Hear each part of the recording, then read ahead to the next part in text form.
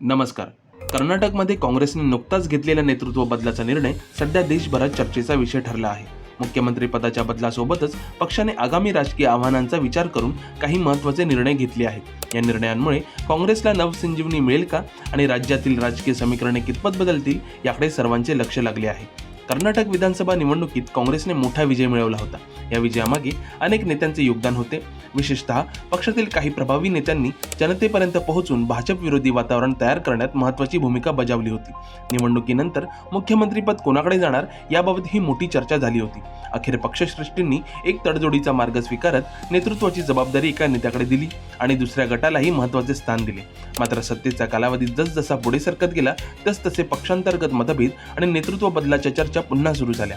काही नेत्यांना असं वाटत होते की निवडणुकीपूर्वी दिलेल्या आश्वासनांची अंमलबजावणी व्हायला हवी, तर दुसरीकडे पक्षातील गटबाजी वाढू नये यासाठी केंद्रीय नेतृत्व सावध भूमिका घेत होते. अशा परिस्थितीत काँग्रेसने नेतृत्व बदलाचा निर्णय घेतला. या निर्णयामागे केवळ व्यक्तिबदल नाही तर आगामी निवडणुकीचा विचार असल्याचे राजकीय विश्लेषकांचे मत आहे.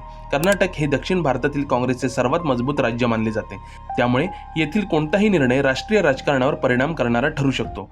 काँग्रेस समोर सध्या दोन मोठी आव्हाने आहेत. पहिले म्हणजे राज्यातील सत्ता टिकून ठेवणे आणि दुसरे म्हणजे राष्ट्रीय पातळीवर भाजपला पर्याय म्हणून स्वतःची प्रतिमा मजबूत करणे. त्यामुळे पक्षाला नव्या नेतृत्वाद्वारे कार्यकर्त्यांमध्ये उत्साह निर्माण करायचा आहे. कर्नाटकातील राजकारणात विविध समाज घटकांची भूमिका महत्त्वाची मानली जाते.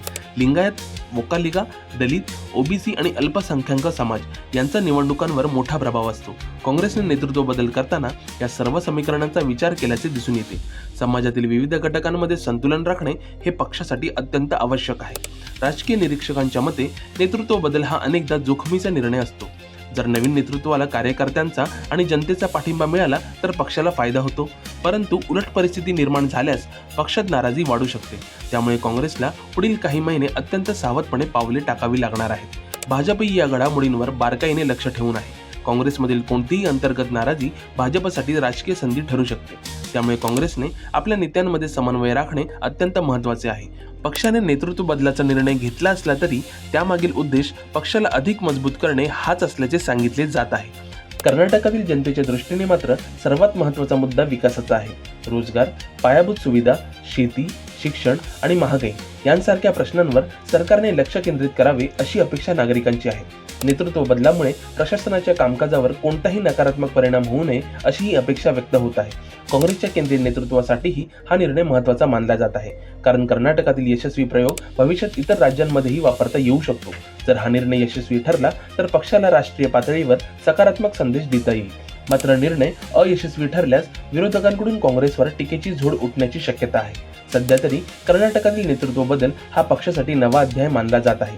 सध्या नेतृत्वासमोर राज्यातील जनतेची अपेक्षा पूर्ण करण्याचे आणि पक्षाला अधिक मजबूत बनवण्याचे मोठे आव्हान आहे. आगामी काळात हा निर्णय काँग्रेससाठी राजकीयदृष्ट्या फायदेशीर ठरतो की नाही हेच पाहणे महत्त्वाचे ठरणार आहे. एकूणच कर्नाटकमधील नेतृत्व बदल हा केवळ एका राज्यापुरता मर्यादित विषय नसून त्याचे परिणाम राष्ट्रीय राजकारणावरही दिसू शकतात.